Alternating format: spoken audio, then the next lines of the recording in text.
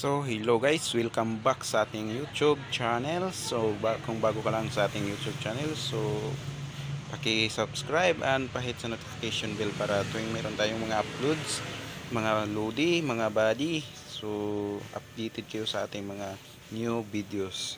So, ngayon guys, meron tayong prepare na isang crown na speaker. D15 yun guys, at ito ay ni-rewind natin. So ito yung ating ni-rewind. So yan guys, so nakikita nyo guys, so hindi ito ganun kaganda na ni-rewind natin, pero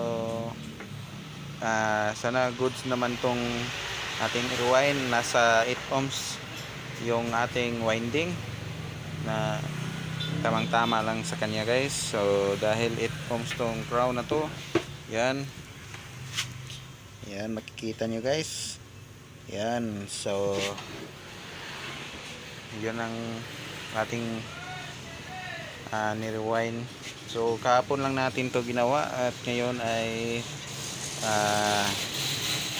natuyo na, dahil kailangan natin magpatuyo yan guys, dahil epoxy. So dito guys ay wala tayong ibang na pwedeng ilagay, so masking tape lang tayo guys, kasi wala na tayong panglagay dito. Goods naman to, hindi naman to so hindi madali. So yan, kailangan po ay tamang tama o sakto lang dito sa kanyang ating former para sa ating D15 na speaker. So kailangan wala siyang side or walang dito, tamang tama lang.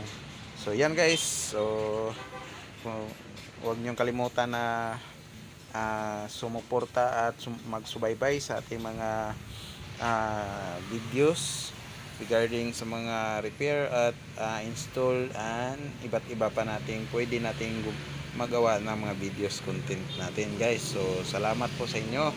So ngayon guys, kailangan natin na i-part at tray natin ang ating sa ginawa natin sa computer motherboard. So itong repair natin na isang Epson na L5190. So yung problema yan guys ay mayroong short.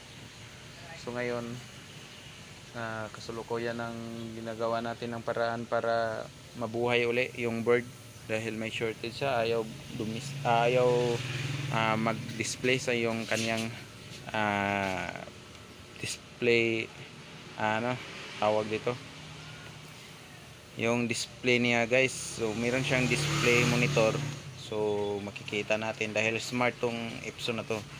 So yan lang guys ang ating video for today. So today's video, wala tayong ibang ginawa kundi ito lang. So salamat sa inyong panonood. Don't forget to like and pa-support sa ating mga videos upload. Pa-hit sa notification at subscribe naman kayo guys. So salamat. Yan lang guys ang gustong hiling ko sa inyo, na sana matulungan ang channel natin. So thank you.